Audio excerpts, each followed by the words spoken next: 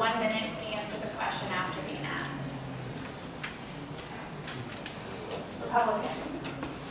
Can you address how Republicans are in support of Medicare, Medicaid, and Social Security while being against Obamacare?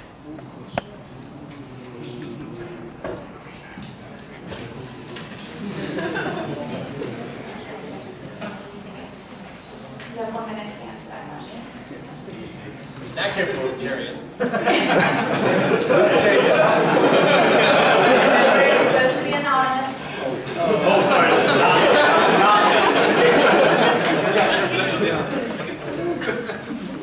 I think that there's I think an argument was made in, I think, the Libertarian speech a moment ago that said that there's too often Republicans who don't state the constitutional principles and yet claim to in a speech or claim to for political reasons. I think that that's a problem we do have in our federal system with congressmen and senators that do not represent constitutional liberties across the board. They're not consistent. I'm very disappointed in a lot of Republicans who do not stick to their constitutional principles and beliefs, and personally, I do not know why they don't do so.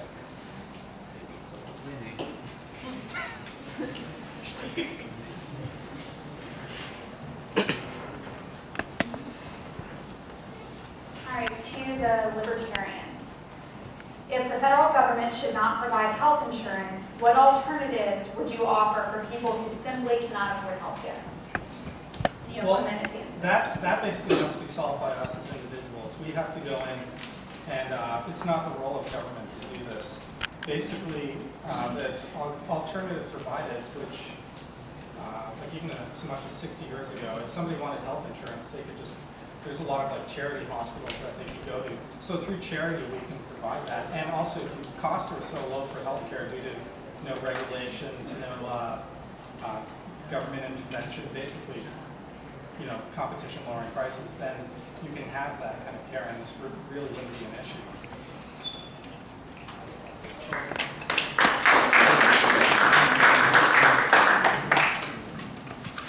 To the Democrats. The Commerce Clause states that the government can regulate commerce. Where in the Constitution, article, section, and clause is Congress given the power to create and then regulate commerce? Do we have time to I'm sorry? Do we have time to, I guess, research and respond to that, Karen? You have 1 minute to answer that question. Well, the Commerce Clause is found in Article 1, Section 8. But as far as, can you repeat the end of that question again? Sorry. Yes. If that clause says to regulate commerce, then how can Congress create commerce and then regulate that said commerce? If it does not say create commerce and then regulate it. Well, it's not creating commerce, though. It's regulating commerce that's already been initiated. Okay, I'm going to follow up that question. Then, if not purchasing health insurance is an individual taking part in commerce, how do you explain not purchasing or not partaking in commerce is then participating in commerce and therefore Congress can regulate it?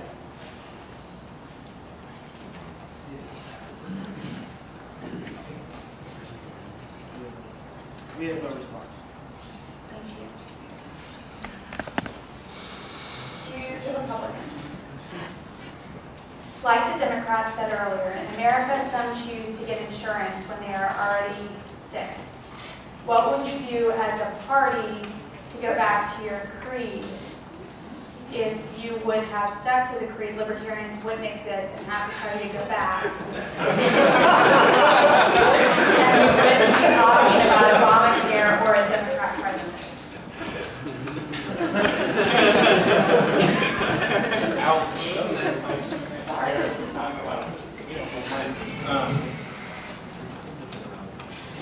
Try to respond to that. I don't know what the last part was about. What can Republicans do in light of people who cannot, who wait to the last minute, I guess? And you brought up the Republican creed, which, you know, I can't quote it to you right now, to be honest, but I think it has something to do with economic freedom and individual liberties. And that's really what's at the heart of this issue. You know, the fact that unfortunate things happen to people, and based on their decisions, they do unwise things, you know, that's part of life. I think what we're saying is, because everyone may make a decision that's not in their best interest, doesn't necessarily mean that the government should step in every time to take care of them. You've got to take responsibility of your own life, and there are a lot of plans that you can get to cover those emergency concepts. Thank you.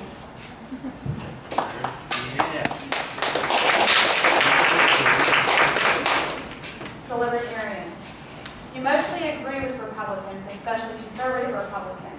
What will you do to force the Democrats and Republicans to return to common sense, free market economics and solutions to life struggles? I'm sorry, I didn't catch the last end of that question. What will you do to force the Democrats and Republicans to return to common sense, free market economics and solutions to life struggles? Basically, what we need is education for most people about what freedom is, how free market principles work. It's not an easy concept to grasp, and so because of that, people have to educate themselves through that. Hopefully, if we, the Libertarians, could ever get a Libertarian president, we could display how Libertarian principles work. But that would be the best way, just displaying that it works. But so then, just a follow-up question, so then your solution is to elect a specific president, or are you wanting to hold education seminars for congressmen?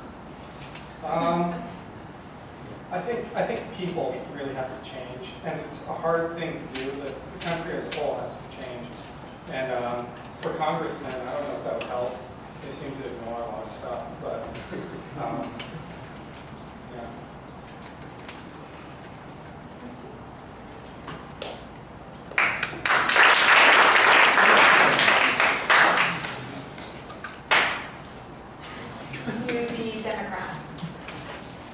If the government can say, let's prevent them from getting sicker so we don't have to incur those costs, can the government also say that we should not allow them to receive life-saving care because they will require high-cost care in the future? Can you restate the last end of that question, please? You want me just to restate the whole question? Yeah, that's fine. If the government can say, let's prevent them from getting sicker so we don't have to incur those costs, can the government also say that we should not allow them to receive life-saving care because they will require high-cost care in the future? No, that goes against the basis that we were arguing. We're saying that the preventative maintenance, like for instance, you have a car, every 3,000 miles you get an oil change. If there are things that we can prevent that will incur high costs, that's what we would prefer to do than paying the high cost. But having the Affordable Care Act in place, we would then be able to encompass individuals who do have life-threatening elements that need to have intensive care at that time. Let me follow up that question by saying, would the government then be able to decide whether or not someone was to receive care because no matter what they would die? Should we give them that care anyway, even though we know that they're going to die in a certain amount of days? Yes, you protect life, and that's the, you have to protect life, and you try to preserve life as long as you can. For instance, when my grandfather died, we had him in an incubator until it didn't incubate. But you have to try to allow stuff to, you have to allow life to play out. You don't give it a deadline.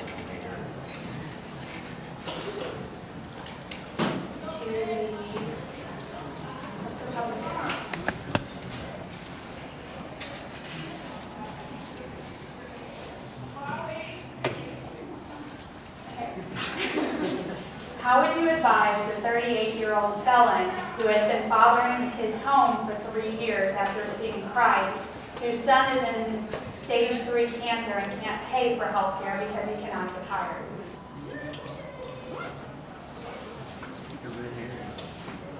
I think, as my partner and I said a moment ago, there's always instances where there's unfortunate circumstances that people are in. But the question is, and while that's regrettable, and I don't know that person's qualifications, so I can't really advise them what they should be looking for as far as a job goes. I really don't know that. I mean, that person was a felon, I understand that prevents you from having some jobs, but there are opportunities for felons who are out of jail and prison to go back into the workforce. They have halfway houses, they have a lot of other programs like that. Now, I do know that, I mean, for the child that has, cancer, that's devastating, obviously, and that's expensive. And I think that one of the things about that Republicans and the free market solution offer is that if we actually look into tort reform, if we actually look into